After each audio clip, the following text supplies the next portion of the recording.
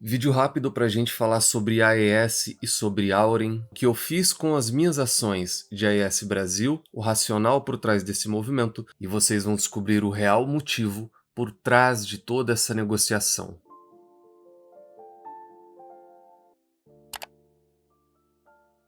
E caso você queira saber de perto e de maneira antecipada todos esses movimentos, como esse que você está vendo na tela, que é o movimento de compra no Banco Santander e todo o racional por trás disso, considere também se tornar membro e ter diversos benefícios, acesso a material completo, estratégia de diversificação, gerenciamento de risco, planilha e diversos vídeos exclusivos para membros.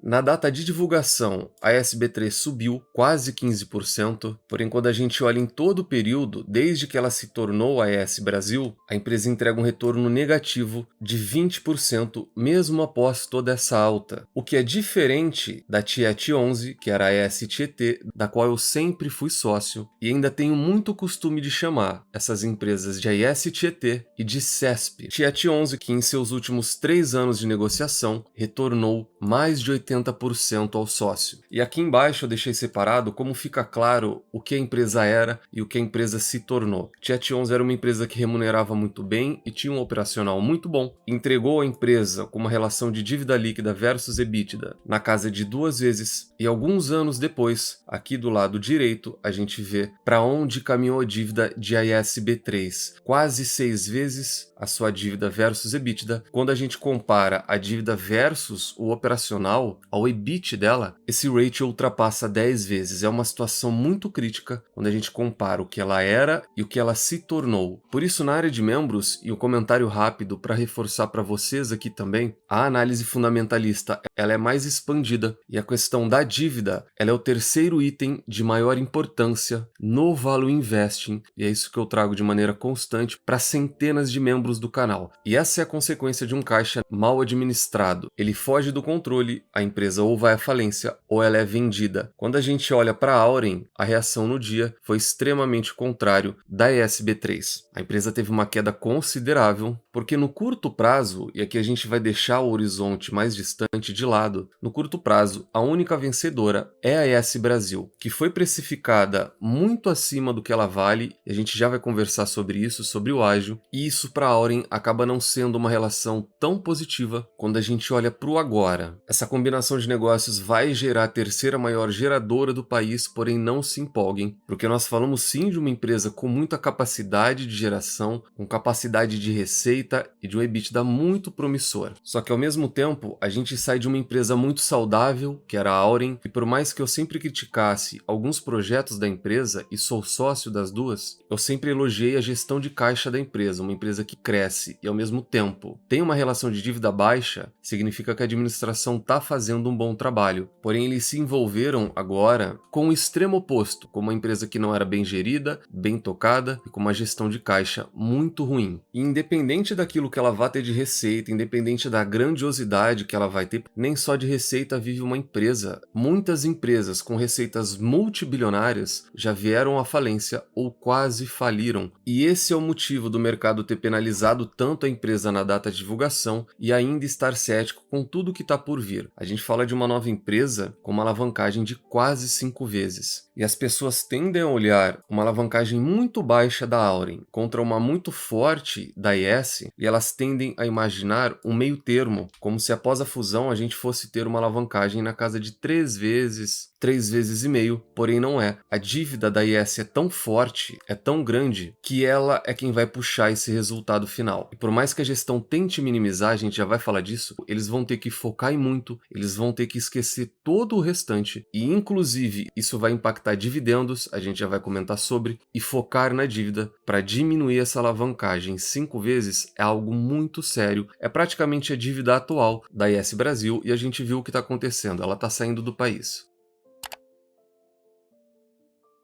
Também sou acionista da Engie e ela vai estar também nos movimentos da nossa carteira da comunidade. A Engie é um ativo de excelência, talvez o ativo com maior qualidade do setor elétrico. E a Engie também tentou fazer um movimento igual, porém eles não entraram por conta do ágio. O resumo dessa ópera toda é que a Auren pagou muito caro, muito mais do que a AES Brasil valia e vale no momento.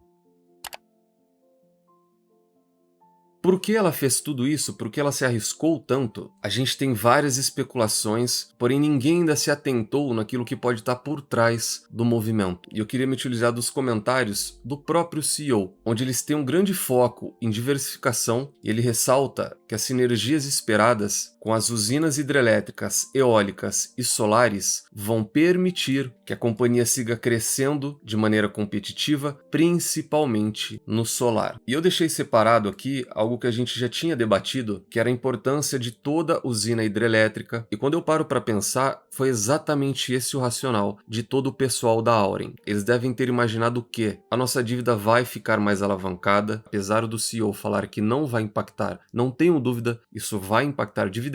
Nós vamos pagar mais caro do que a empresa vale e do que o mercado esperava, porém a gente vai ter ativos de tanta qualidade que, caso a gente faça um trabalho de sinergia de maneira correta, o sistema hidrelétrico ele é de muita confiança e ele vai propiciar que a empresa cumpra seu plano estratégico. Qual que é ele? Na antiga CESP, ele era muito hidrelétrico. Hoje, na Auren, a dependência ainda é muito forte do hidro e eles estão buscando o portfólio ótimo, 30% eólico, 20% solar e 50% hidrelétrico. E hoje, a AES Brasil já tem uma matriz eólica muito considerável. Quando a gente soma a projetos e andamentos, ela fica maior ainda. E isso, apesar de ter pouco destaque em todas as falas e apresentações, a diversificação, a criação daquele portfólio perfeito que eles buscam, ela vai ser muito adiantada com esse processo todo, porque desde a compra da maior parte da CESP em 2018, ele vinha sendo um processo muito lento, tá vendo? Quando ela se expõe a todo esse risco, ela deixa de ter que contratar obra, de ter que contratar empresa de engenharia, ela deixa, como nós na nossa casa, de ter que lidar com pedreiro, toda aquela complicação, e ela assume uma complicação fiscal e financeira. E essa foi a troca, esse é o racional que eu vejo que ela teve. Ela deixou esse problema de construção de lado, assumiu um risco financeiro muito alto com essa fusão, porém a partir de agora ela acelera essa diversificação e aquele portfólio que ela sempre quis, quando isso foi concluído e combinado, olha só para o que ele vem: 54 hidro, 36 eólico e 10% solar. Quando a gente volta para essa apresentação de muitos meses, o portfólio ótimo é muito próximo disso: 50% hidro, 30% eólico e 20% solar. E esse é o real motivo que absolutamente ninguém em nenhuma plataforma comentou até agora. A empresa está dando o pulo do gato, deixando de um lado um risco de construção e início operacional e trocando ele por um risco financeiro, um risco de alavancagem. Quais as consequências e os perigos dessa movimentação toda? O primeiro deles é a falência. Não é porque a empresa vai ter uma receita muito forte, muito alta, que esse risco não foi deixado de lado. A gente tem o exemplo da Auren, a gente tem o exemplo da Light, a gente tem diversos exemplos de empresas com receita multibilionárias que não são bem administradas e o final ou é sair do país, ou é ser vendida, ou é recuperação judicial. Esse risco ele existe e ele não pode ser negligenciado. Porém, aqui vai entrar muito a gestão da empresa, e a gente já viu que a gestão da Auren sabe fazer uma gestão de caixa muito bem feita, os números atuais da empresa são muito bons, isso não leva 1, 2 anos, isso leva 3, 4, 5 anos, mas é um processo que, se eles realizarem da maneira correta, a empresa consegue sim nos próximos 3 anos. Só que daí a gente tem um outro impacto, que é a diminuição de proventos, onde o CEO já tentou acalmar o mercado, dizendo que ela vai ter pagamentos recorrentes, só que aí a gente entra num grande risco que essas empresas costumam fazer. Elas costumam ter prejuízo ou um lucro pequeno e distribuir muito acima da capacidade operacional. A AES, Auren, Taesa são mestres nisso. Só que se elas fizerem isso e atenderem à vontade do acionista, essa relação de dívida vai ser de 5 vezes, ela não vai diminuir. Então, literalmente, é uma faca de 2 gumes. É possível atender aos dois de uma só vez? Sim, é possível. Diminui o payout, ao invés de pagar 10% de dividend yield, paga um yield de 5, 6%, minimamente aceitável, e trabalha nessa alavancagem, como por exemplo fez a própria Itaúsa. São empresas diferentes, setores diferentes e cada uma com suas particularidades. Porém, a Itaúsa também tinha uma alavancagem muito alta. Ficou 2, 3 anos com o provento na casa de 4, 5%, diminuiu a alavancagem e o que ela fez a partir do ano passado? Subiu o payout para cima de 60%, um dividend yield com 7, 8% novamente, e hoje ela é uma empresa saudável e que remunera bem o sócio. Isso é uma uma administração de caixa eficiente. E eu acredito, pelos números que a gestão da Auren trazia, que eles têm capacidade de fazer isso. Porém, aqui a gente entra no terceiro risco, que é do investidor ficar com esse dinheiro preso por 2 ou 3 anos. O curto prazo, para a ES, ele é ótimo, só que a empresa não vai passar disso, ela vai flutuar de R$11 até 12, que foi o limite demandado para a cotação. Para a Auren, o cenário é inverso, ele é ruim no curto prazo e ele pode inclusive piorar, dependendo do que o primeiro balanço consolidado da empresa trouxer. É só a partir dali que o mercado vai enxergar qual é o tamanho da dívida da nova empresa e qual a capacidade dela de arcar com tudo isso.